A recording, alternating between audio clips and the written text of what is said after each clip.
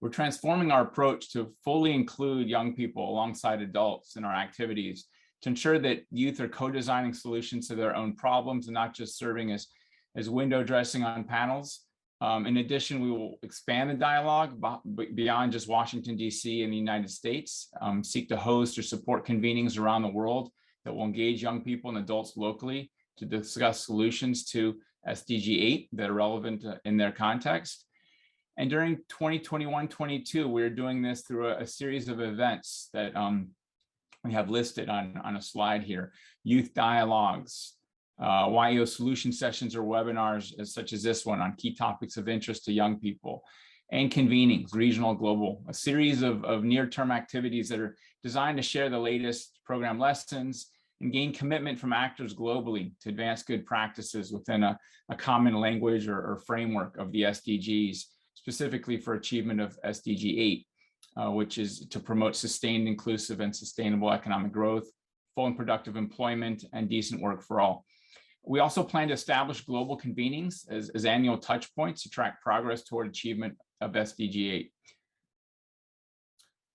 I would like to, before getting started, thank our financial and in-kind contributions from our partners who've joined us on this exciting journey. It's just a few months old.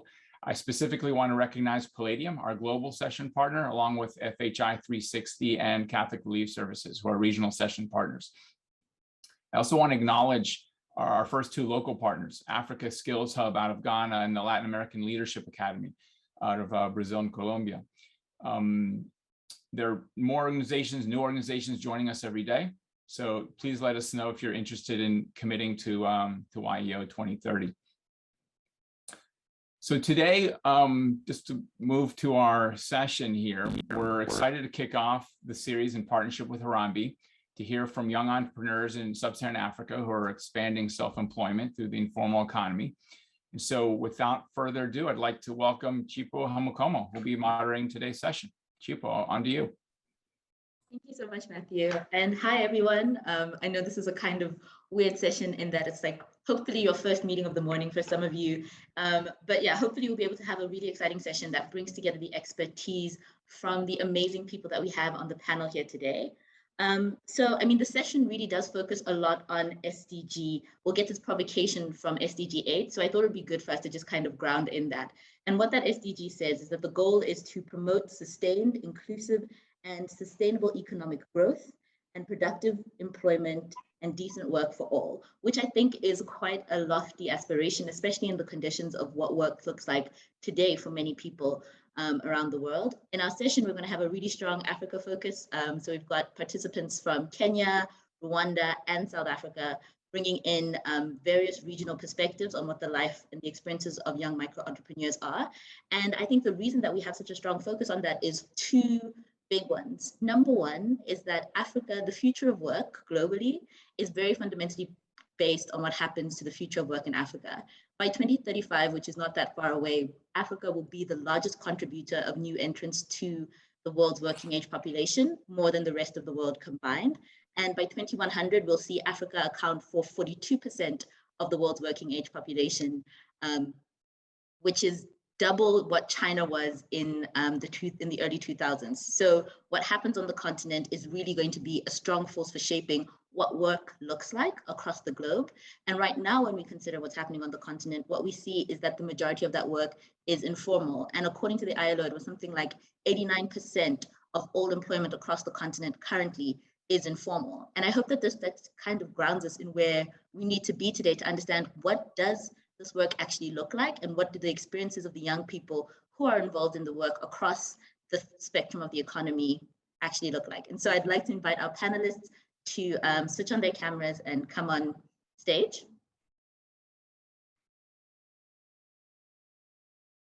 Hi, everyone. Okay, so for this session, what I'd like to start with is if you guys could please give us the Tinder bio version of who you are and what makes your work interesting and relevant to what we're talking about today. I am going to call on you first, Sake. Hi, everyone. Good to be here this afternoon or morning, as the case may be. So Tinder bio version is that I help to put more money in the pockets of unemployed youth right now, and that's through entrepreneurship. I'm excited to learn from the other panelists and see how we can take that journey forward together.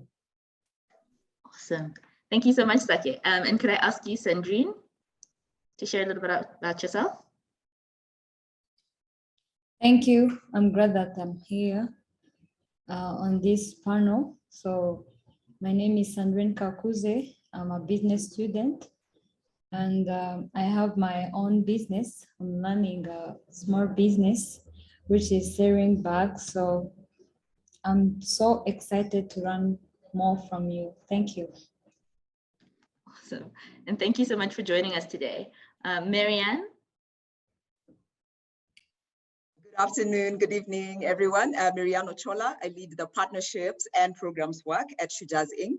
And what excites me is supporting young people to build agency, skills, and access to opportunity to take control of their future.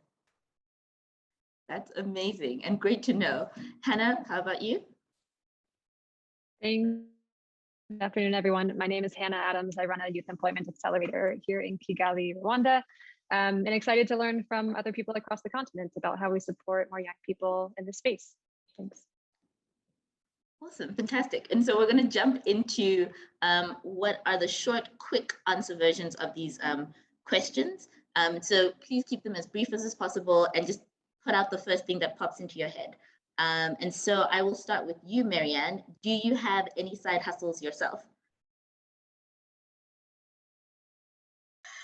I currently do not, but seeing how many weddings I'm emceeing recently, I think it's about time I started to think of it as a hustle. I mean, I feel like that definitely sounds like a hustle. Sake, how about you? Any cool side hustles we should know about? Not at the moment. I used to be involved in a business where we sold gift hampers using African-made arts, crafts, and curios. So that was a thing for us a few years back.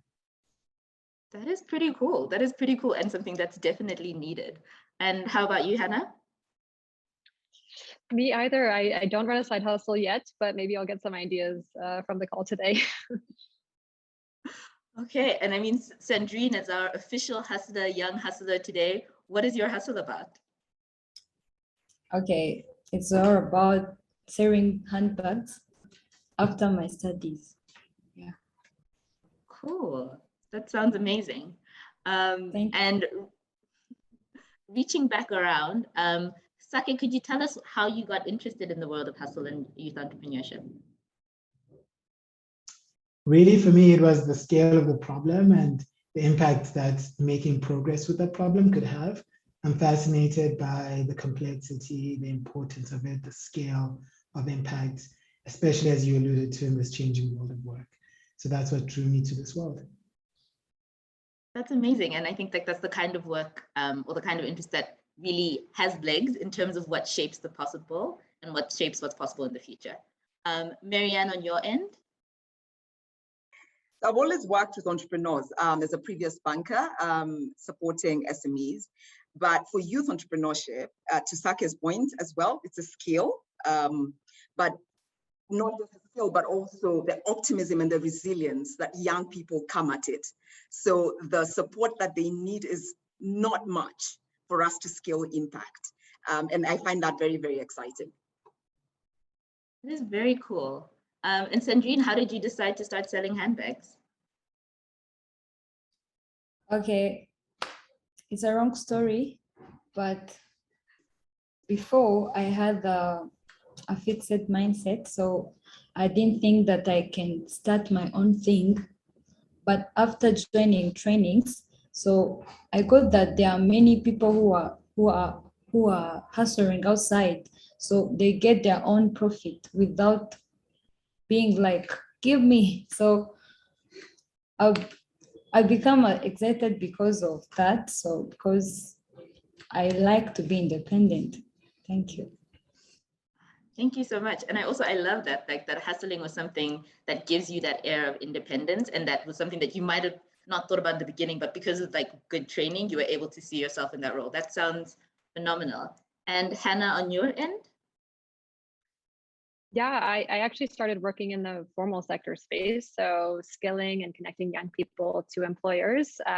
But here in Rwanda, we quickly realized that if we weren't supporting young people in the micro enterprise space, then we wouldn't have impact at scale. So over a year ago, we started to support young people in this space, and it's been thrilling, challenging, exciting all at the same time. I can imagine. And I think that's the kind that actually leads us quite nicely into our next set of questions in terms of just like, what are some of the barriers that come into the space and like making the work meaningful? And so Sandrine, I'm gonna ask you first, like, what are some of the practical challenges or barriers that have come up on your own entrepreneurial journey? Okay, to be honest, is to being serious in business. Yeah, it was the most challenge because before I start selling bags, I started with women clothes. So I used to sell them to my friends. So I used to give them the clothes, but they can't pay me the money. So they say, I will pay this later. So being serious in that business, it was a difficult thing to me. But after I learned more from that first business, so now I overcome that challenge. That's amazing. And also like such a honest part about like maybe the first business that you try might not be the one that works out. And I think it is a real challenge, especially for young women in business, to be able to maintain that kind of seriousness, to like treat it like a business. I know Hannah, which actually just goes into the next question. So from your experience, Hannah, how does gender play into the barriers at a systemic level? In a very real way. So about 25% of the young people in our network that are running a micro enterprise are women. And I think the barriers are nothing new, from family expectations to societal norms. You'll find it's often the case that if there's care work to do, so if there's a family member that gets sick or kids that need to be taken care of, that responsibility falls to the women, which prevents them from starting or being able to continue a micro enterprise. And the norms are definitely changing. I think Rwanda's done a fantastic job at elevating women in the work and leadership positions, but it's not changing fast enough.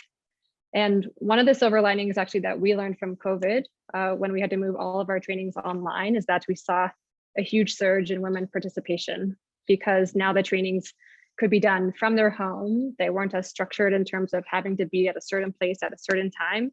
So we're excited about the possibility of continuing that and allowing more women to receive interventions and training, especially in the informal and micro enterprise space. I was wondering actually, because apparently we have like quite a bit of time going along. I was wondering, I don't know, before we get into the other questions, Marianne, have you seen gender play a significant role in the work that you're doing in Kenya? Yeah, and to the point that Hannah mentions around social norms. So I think when you think about the challenges that face entrepreneurs, they're exacerbated for female entrepreneurs. So it's X and that's because social norms play a very big role in terms of what girls and women can do and cannot do. And then second is because of that, it cycles into a lack of role models, visible role models that young girls can look up to and aspire to be. And that is a challenge that perpetuates itself. So what we try to do at Shujaaz is to tell stories that surface those role models wherever they are, because then that starts to give confidence that even I, as a woman, I can make it. So I just want to underscore that social norms are a big, big part of the challenges that face entrepreneurs, female entrepreneurs, and then the other challenges that face entrepreneurs in general, layered onto that. I mean, maybe then we can like jump straight into that. So what are some of the other challenges that happen? Yeah, so I think it's starting with, this idea of cruel optimism, that we go to school and, what we learn is that if you pass your exams, go to secondary school, go to college, you will get a formal contract. And that's what we see as success. The reality is that those jobs are not there. According to the Kenya National Bureau of Statistics, less than 10% of young people graduating per year are actually going to get a formal contract. So it's that story and the fact that we need to retell it and tell it in a way that says the informal is the new normal. How do we celebrate it and let see as success? So much so that 23% of our young people in the network telling us that I will resort to entrepreneurship as a last resort. So I think it's retelling that story to a more optimistic, helpful one that celebrates micro-entrepreneurship. The second challenge is around networks and skills. Again, to the point I was mentioning earlier around you do something because you believe people like you do something like that. But if in your networks, you're not seeing that, in your peers, amongst your peers, you're not seeing that, then that in itself becomes a barrier. And then second is around skills. Because of that cruel optimism, these skills are not taught in schools, micro-entrepreneurship skills, both hard and soft skills. So I think that's the other barrier that we see. And so in terms of peer-to-peer networking, mentoring, we see that as a solution to overcome that. And then the third is capital. And capital, not just from a supply perspective, but also that it's not designed for the informal sector. There is a lot of capital. It's just not designed for the informal sector. So that's the other barrier as well. How innovative can we get using digital platforms? KYC that doesn't involve, you must have these formal documents. So that's the other barrier that we see, and that's what we suggest. And then finally, the policy and regulatory environment, which is a challenge across the continent.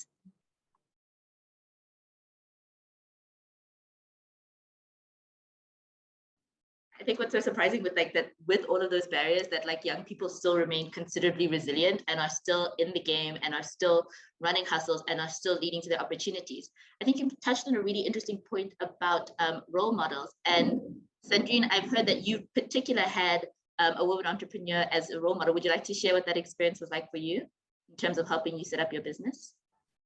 Yes. Okay, I have a role model.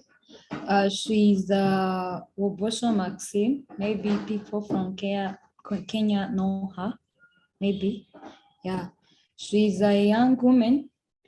She's a social media influencer, a blogger, and she has a big business, maybe for makeup. She's also a makeup artist. So she became my role model since I started forward the way she started.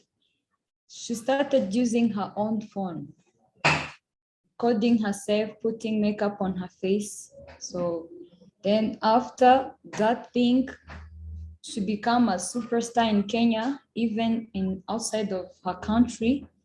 So she made me think and believe that even the small resources we have can make us to be strong women. Can I say that? But it can make us to be a big thing of being let me say popular and have our own thing, which can be example to the young people. Because of that, she started using her phone and now she's a superstar. She has everything that she wanted. So those things made me to be her fan, and she's my role model now. I love that so much. I love that the story started with just her phone doing makeup, and now she's a broker. She has her own makeup business. She has all of these different things, and she just started from one place, which a lot of young people have, which is a phone in their hands.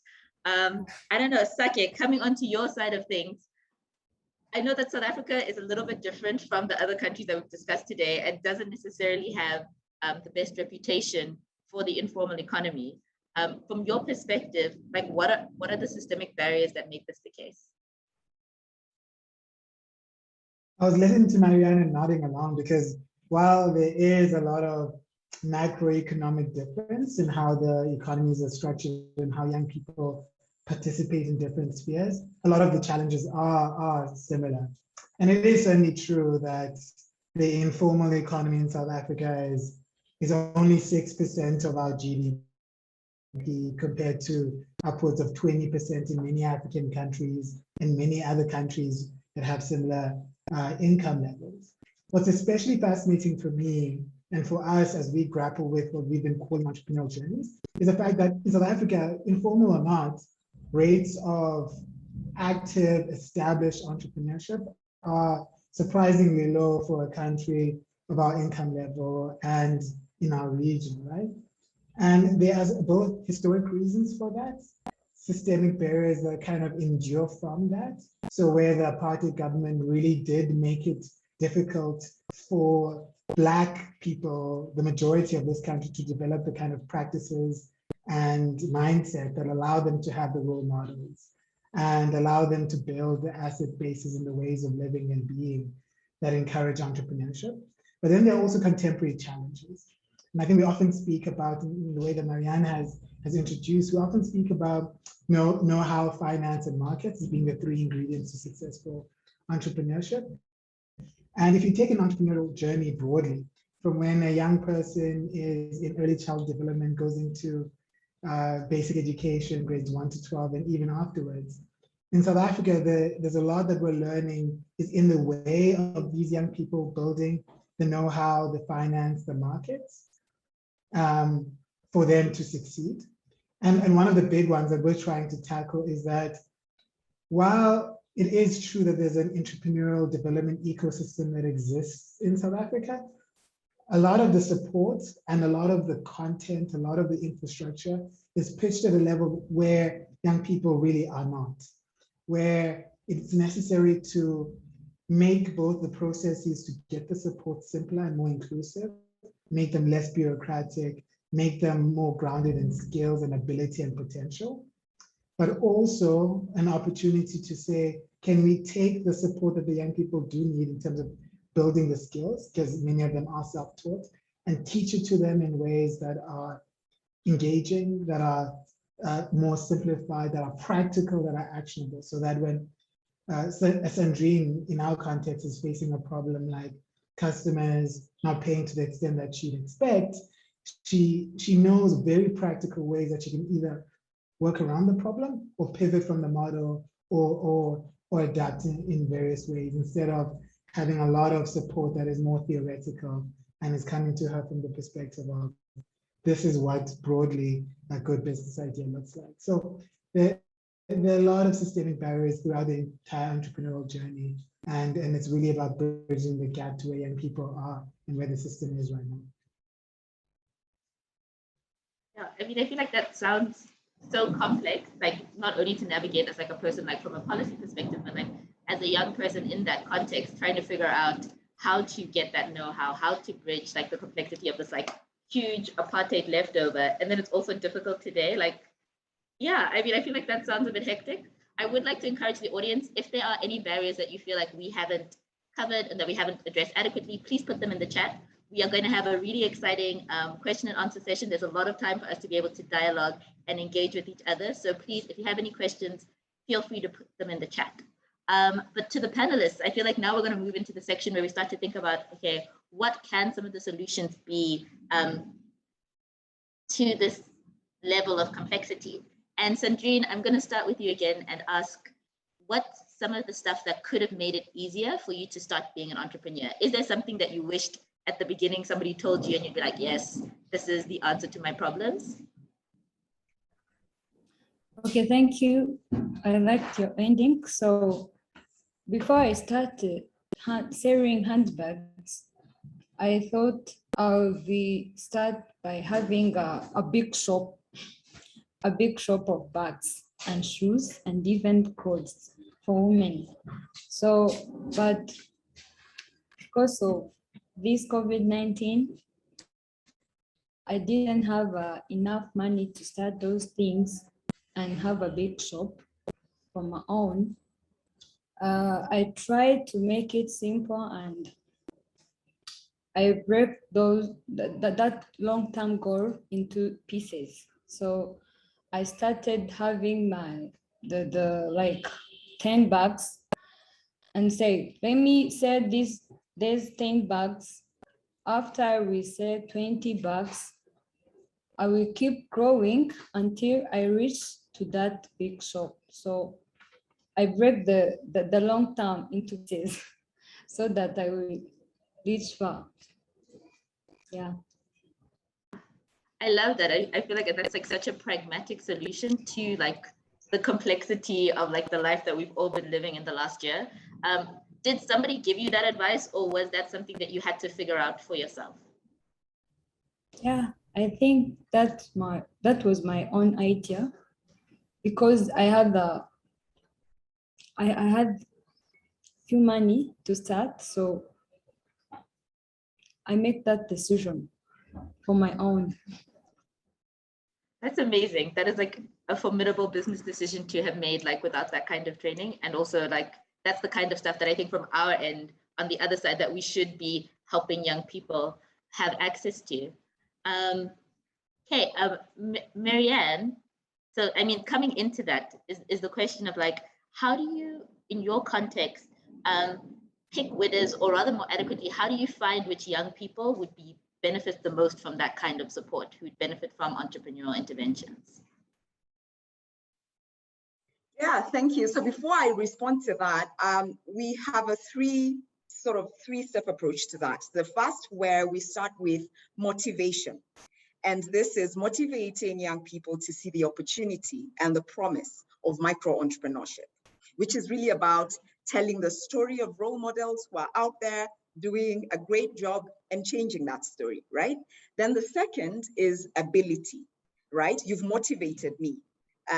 So where are the skills? Where do I find the skills to be able to become a micro-entrepreneur? And we leverage our second venture, which is Shujaaz Biz. And then third is where now we say, you're motivated, you have the skills, okay, you need opportunities and networks. And that's what our third venture focuses on. So when you think about that, and when you remember that 90% of young people in Kenya are going to contend with earning a livelihood in the informal sector, then we're targeting the 90%, right? But it's going to be a funnel, because not everybody who gets motivated will want to move to the next step, which is skills, or will want to move to the third one. But while we funnel everybody through that, what we're aware is that whatever you pick along the way, even if you're just motivated and you stop at that, it will still be useful. So because we're national scale, we're targeting everyone, right? But cognizant that not everyone will make it all the way to being connected to opportunities, but there are benefits in every step of the way. And norm change is a really, really big one, which is where 9.5 million young East Africans get to benefit from. Could you say a little bit more about that? If I heard you correctly? No change? Norm change, changing norms around micro-entrepreneurship, telling a positive, optimistic story of the promise of micro-entrepreneurship. Oh, I love that. Sorry, at the moment, that's why I put in some earphones. We have like thunderstorms that are happening in Johannesburg. So as you were speaking, a little thunder came in the way. So I was like, oh, no change. What is this new and exciting venture? But I mean, I think that's so important. And I just wanted to find out, like, from your end, like, is there like a test that young people have to go through? Like, it sounds like they self-select themselves to the next stage, but like, how do you manage that process? It's all self-selection, right? So let's start with 9.5 million young East Africans consume Shujaaz media. And they change their attitude around micro-entrepreneurship, right? And then some of those will go on to access our Shujaaz Biz courses, which are available online. Over the last 3 years, we've had about 250,000 learners go through Shujaaz Biz. And then after that, a few will get now access to opportunities and to networks. We currently have about 20,000 in our digital micro-entrepreneur platform, but that obviously is also going to scale. So it's self-selection, aware that it's a funnel, but that there's benefits on every step of the way.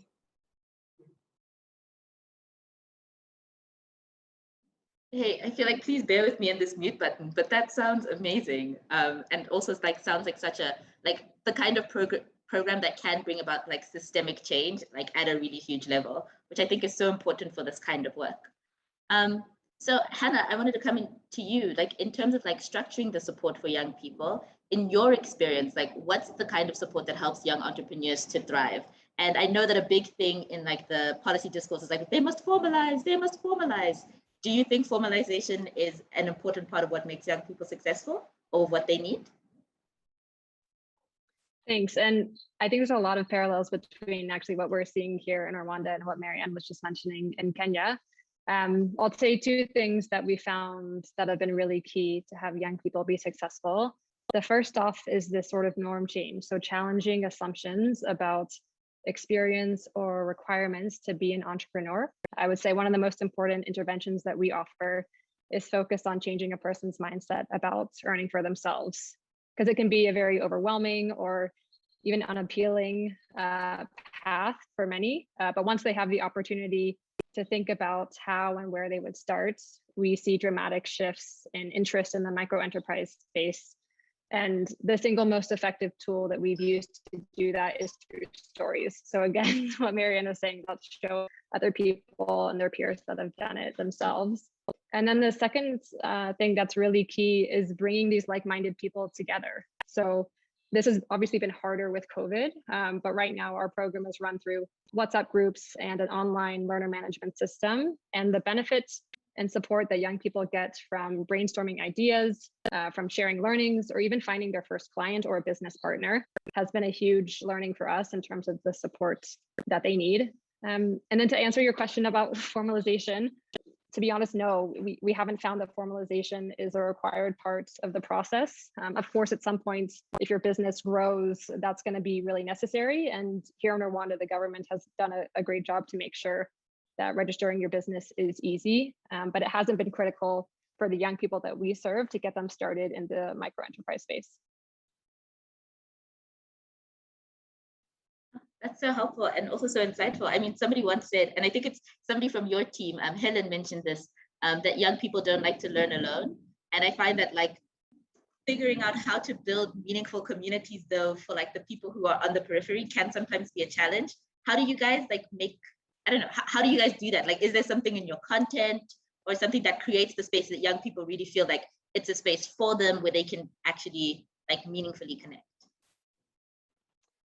I think just creating the space and the platform for them. So we'll create cohorts of WhatsApp groups that are going through the same training. And then those WhatsApp groups will sort of take off even after the training. So recently we had a young person in Huye and another person in Kigali, which are a few hours away from each other, partner up in business. So one sells pineapples to the other in Kigali, and none of these connections would have been made if they weren't sort of in the same virtual space. So I think there's a lot of opportunity, even if we can't gather physically, to make sure that young people are connected and are feeling supported by each other.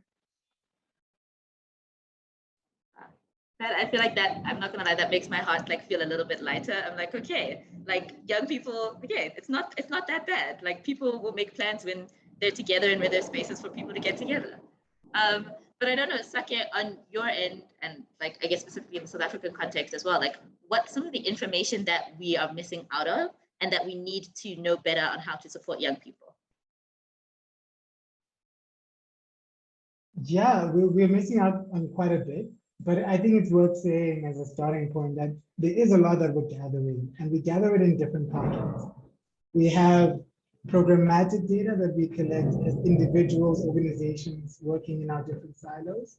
We have government data, we have others data, you have the World Bank, you have the World Economic Forum's Global Entrepreneurship Monitor Survey. But what's really missing is how do we connect all these data to tell a coherent story about what entrepreneurship is and what informal entrepreneurship could look like. Then that actually leads to two big areas of gaps where I think we could do better.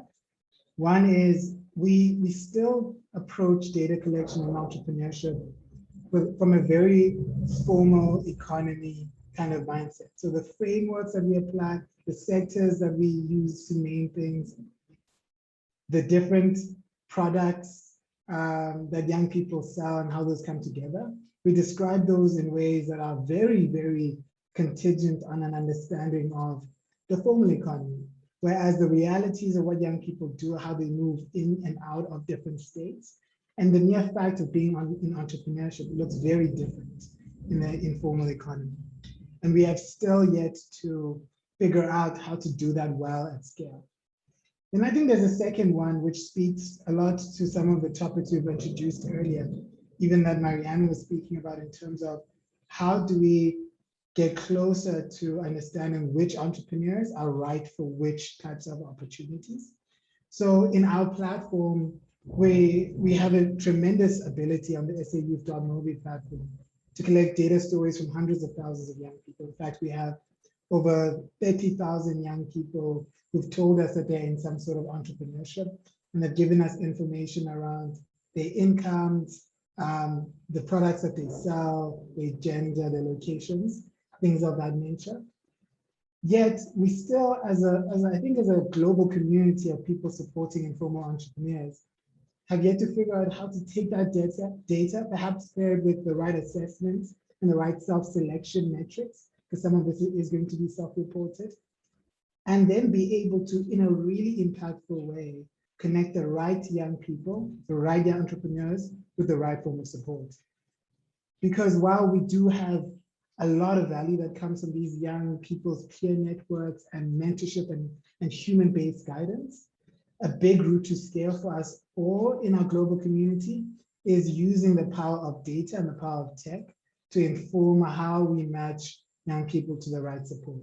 And I'm really fascinated by what we can do with data to make those strides.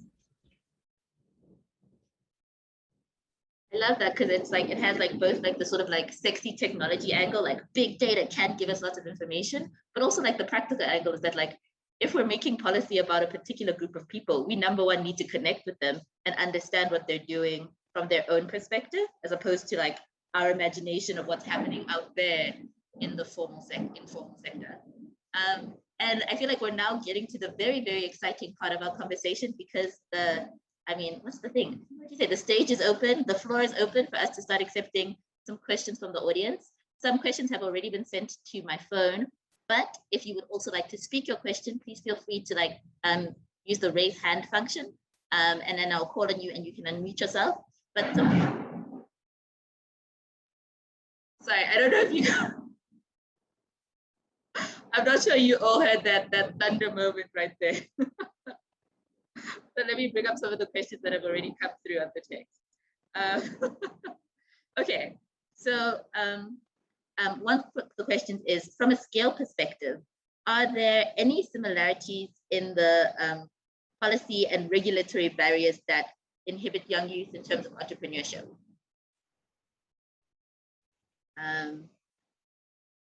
So yeah, what are the similarities in the policies and the regulatory fractions, maybe like across the region and how they work? I don't know if I'm gonna read out a couple and then we pick which ones you wanna answer. So I don't know, I'll look to you panelists if you wanna raise one that sounds like you. Okay, Saki, I see you look enthusiastic. Okay, you can take that question. And then another comment was, hi Marianne, I like your comments on the lack of access to finance. Can you provide more details on the challenges in this regard in Rwanda, and if there are any specific institutions or products in Rwanda that are working for young entrepreneurs? Marianne, that one was named by you explicitly, and those are the first two that we'll go with. So I don't know, Marianne and Sake, take it away.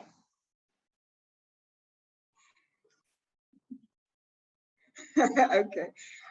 Yeah, so yes, Tim, I've seen your notes also clarifying that, yeah, we're in Kenya and in Tanzania. So I think when it comes to access to finance, the challenge is twofold. That first, the financial services sector is built for the formal economy, and it's built for clients or customers that can provide a credit history, clients that can provide collateral, references, all assets that young people do not currently have in that form. The second is that the financial services sector also sees young people as one homogeneous group, and usually a risky one, because we have all these norms that we've attached to young people as as, reckless, or as, we attach all this negative victim or villain connotations to young people. So when you think about that, then the question becomes, instead of young people conforming or trying to adjust into this, how can we as sector actors, or as the financial services sector, adapt our systems, our processes, our thinking to meet young people where they are? We know that, with the penetration of mobile phones, for example, in Kenya, which is quite famous for that, literally everybody uses M-Pesa, isn't that a data set, and a rich one at that, to be able to say quite a bit about, the financial history or financial behavior of somebody. So it's about alternative data sets. It's about leveraging digital, to Sake's point. It's about a platform like the one we run at Shujaaz. We can see young people who are very active on the networks, always providing help to other young people. One person asking, what business can I start with 1,000 shillings? And another young person saying, you can start the following, 1, 2, 3, 4. That already tells you a lot about this young person, their entrepreneurial mindset, their entrepreneurial experience, right? Already. So how can we harness, language that, we're seeing on these platforms? How can we harness digital behavior, digital data assets to now create an alternative credit scoring that then, provides capital to young people? But under all this, with a caption that the data needs not be extracted, that it's owned by the young person and it serves them. Because the risk is that it becomes very extractive and we just use it again to sell things that are not necessarily appropriate to young people. And in terms of examples, we've seen a financial sector deepening in Kenya, for example, providing unconditional cash transfers to young people. And if we layer that with skills, then trusting the young person that they have the agency to know how to spend that money in terms of advancing their own financial fitness. That's impressive, just in terms of just like what's required is like a little bit of creativity and a little bit of using what we have in terms of the resources. And I think like that trust impact is so important, particularly from a philanthropic or government perspective. Is just like we need to be able to trust people to do the best that they can with their life. And if we feel like they don't have the skills, then we need to provide the skills so that people have the ability to make good choices. But I don't know, over to you, Sake, and the question on regulations. Yeah, and then the question was pitched from the perspective of barriers that inhibit youth entrepreneurship broadly. And I think, of course, youth entrepreneurship is a very wide spectrum. You have this image at Harambee of an entrepreneurial ladder where you have those entrepreneurs who are just starting out, these hustlers, who comprise the majority of the people in our network, and to be honest, a sizable group of micro entrepreneurs writ large. But then there's a band of entrepreneurs right at the top, where the more unicorn type entrepreneurs who we want to promote, but they're different kettle of fish altogether. I think the perspective I can share is perhaps about those entrepreneurs at the bottom of the ladder and what we might be wanting to explore and ask ourselves in terms of improving policy and regulations for them. I think two things immediately stand out for me at that level. One is how we incentivize their incorporation into markets and supply chains where those exist. I think different countries have different approaches to how they do this. And generally, our trade and industrial policy has a lot of potential to do this at scale. In South Africa, we use Black economic empowerment and various other inclusion approaches to inclusion. But I would love to see a world in which we reimagine that to be about scale of entrepreneurship, location of entrepreneur, how that entrepreneur is actually engaging in different forms of employability, of improving livelihoods and employability alongside what they do entrepreneurially. So making that more inclusive, instead of what seems to be the case in a lot of spaces here, where it's really about the larger, bigger businesses only being able to qualify. And then secondly is on the question of formalization. It really is a big debate, right? On one hand, you can say, look, it is exclusive to say to young people, you have to be registered with ABC government authority for you to be able to access policy. And then on one hand, access support. And then on one hand, we know that those young people who have those registrations tend to also have support, social support, and be able to access other resources. I think policy and regulation can be a lot smarter in how we allow the best of both. So we allow young people to qualify for enterprise supplier development programs, or that government sponsored loan, or that a particular training program, but not make it such that it's about having a piece of paper, but make it such that it's about other data points. It could look like the things that Marianne introduced, but could also look like other levels of economic participation that we, for example, may see on our platform, in terms of those young people who, yes, have a hustle, but are also applying to opportunities, are also engaging with our content. Those also point to a high degree of capability, of motivation, of self-activation, than purely someone having a piece of paper that says they have a PTY LTD to their name. So policy and regulation could be thought about more, so in a more inclusive way, both in terms of access to markets and just the formalization question more broadly. I don't have a clear answer exactly how we do it, but I have a suspicion that we can do better than what we're doing in those two fronts.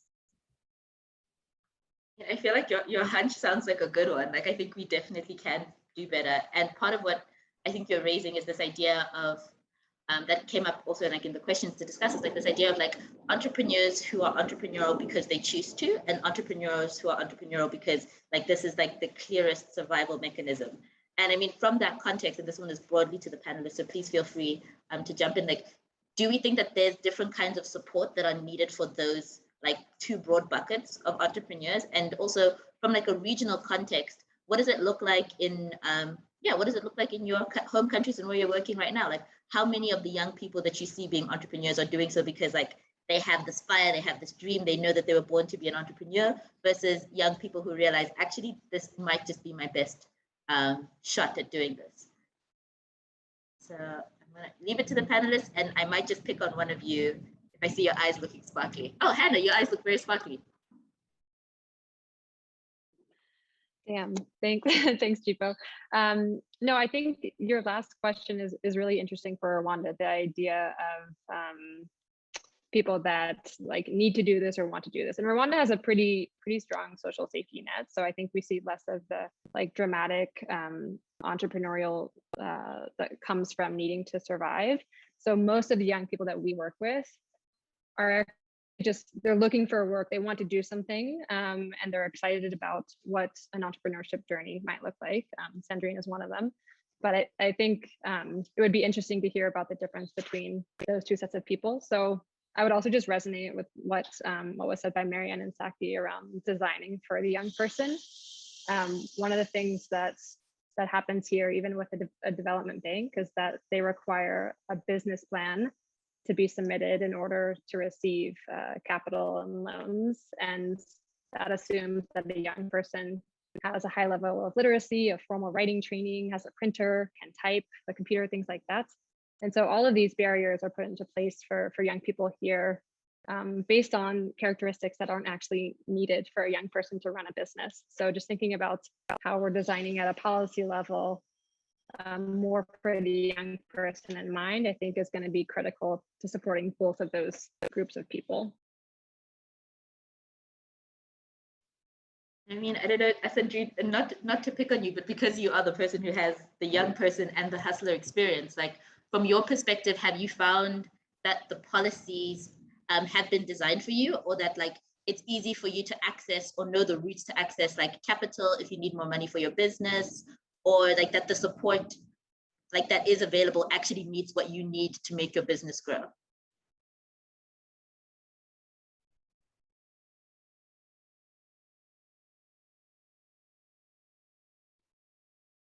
She might not have heard you, Sandrine. I think that was directed to you.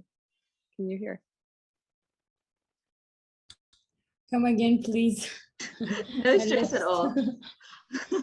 No, I was just saying that like as the person who's here as like the young person and the hustler, do you find that like the policies that are around or the support that's around actually meets what you need in your business. Like if you needed to get more money or more capital or more training, is that stuff easily available to you, or is it like a struggle to get to that? I don't think it's a struggle to get those policies. They are here, they are available. So the problem is for us, youth, they don't take a risk to have their own businesses. But the policy, the trainings, even to people who can, like as Hannah said, you can prepare your business plan and present it to any institution. They can give you a capital. So to me, everything is available. The problem is as for the youth to start their own businesses or to take a risk to be a business woman or man. That's all. That's awesome. And I mean, I think like what you're talking about really ties in really well with what Marianne was saying in the beginning, and like that importance of norm change and how important it is for young people to see themselves as business people and to see this as like a real thing where you can get like real returns and like actually have a sustainable income from it. We are not at time yet, so we're coming up close to time, and I just wanted to make the offer again. If there are any additional questions from the audience that you'd like to put up, please feel free to put them up. I'm gonna go to the panelists and ask one last round of questions, but if a really good audience question comes in, we'll put that one in as well. So the question that we have to close out, and this is for all of you panelists, it is, what are the practical suggestions or also the scalable solutions for youth entrepreneurship that will help us to get closer to achieving SDG 8 and the SDG 8 goals, which I can read out again if that's required, but the main thrust of SDG 8 is like decent work for all. So what kind of solutions, what kind of policies would you like to see coming in place in the next couple of years to make it more likely that more young Africans have a chance at decent opportunities and income earning opportunities?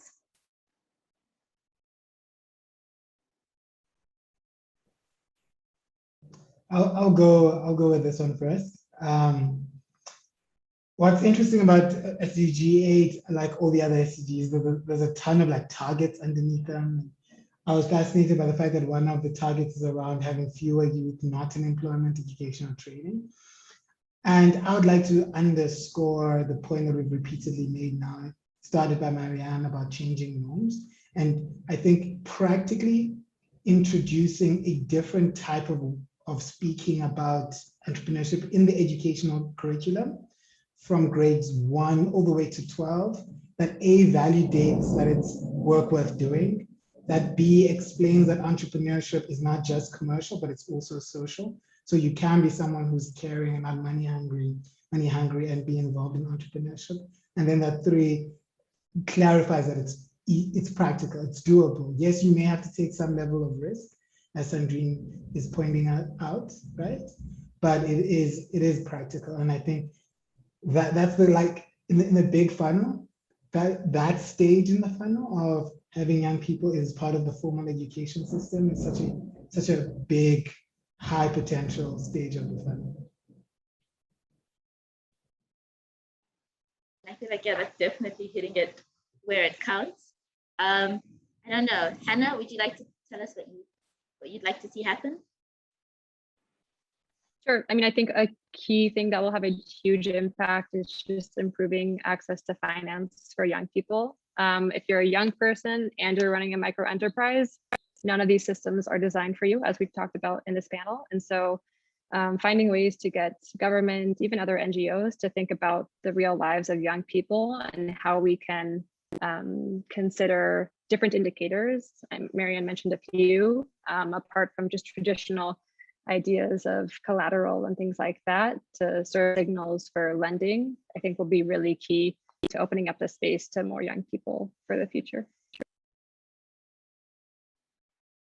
I think that's like such a good one. It's one of those that like bears like reminding, because it's so important, and like we've heard it and we all know it, but for some reason the systems are still like, young people money, we're not going to get involved. And for you, Sandrine, what would you like to see that would help us get closer to SDG 8? Sorry? Oh, what would you like to see that would help us to get closer to achieving SDG 8? What kind of policy or what solution would you like to see to improve the lives of young people? To me, I think maybe the government, I'm talking to our government, so maybe the government can set up institution who can work with young entrepreneurs and try to make it simple, because there are young entrepreneurs who don't have skills on how to do business, so they can provide a lot of trainings to them, like in schools, even outside of schools, so the young readers or young entrepreneurs can have more skills on how to start their own business and try to work with them. Like they can provide an institutions where everyone can be free to go there and start something because of them. So, and maybe set a policy of like make it easier for them to start a business, like the way they register their businesses, the way they get any documents on businesses.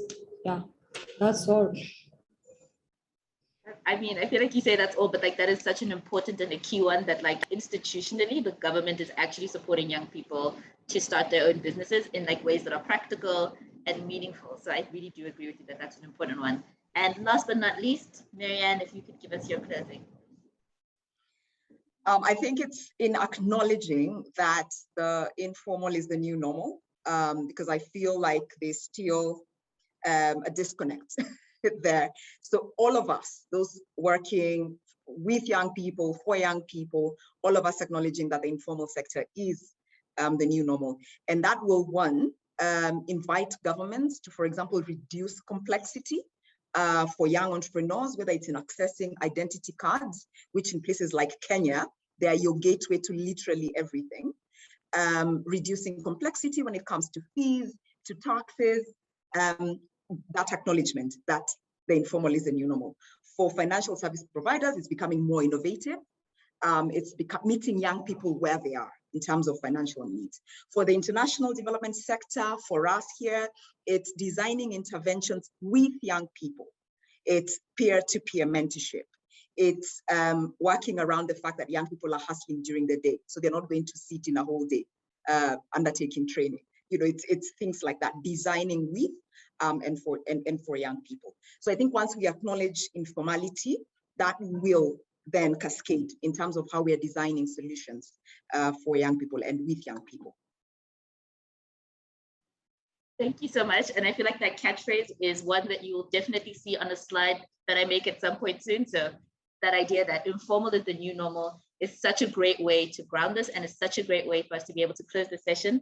Unfortunately, we've come to time, and like the questions that are really coming through are so exciting and interesting. But yeah, unfortunately, we've come to time. Thank you so much to our amazing panelists. Thank you so much for the insights and the thought and like the care that you've brought into the subject, because it is something that I feel like hasn't been understood well, particularly in these kinds of spaces. So it's great to see us coming together and just like trying to figure out what practical solutions actually look like and how to meaningfully integrate this into our community. So I'd just like to say thank you so much to the panelists, and thank you so much to everybody in attendance. And I think I'll be handing back to Matthew. Yes, no, great. Thank you, Chipo, for moderating this fantastic session. Great speakers, all of you, inspirational, Sandrine, Hannah, Marianne, and Saki.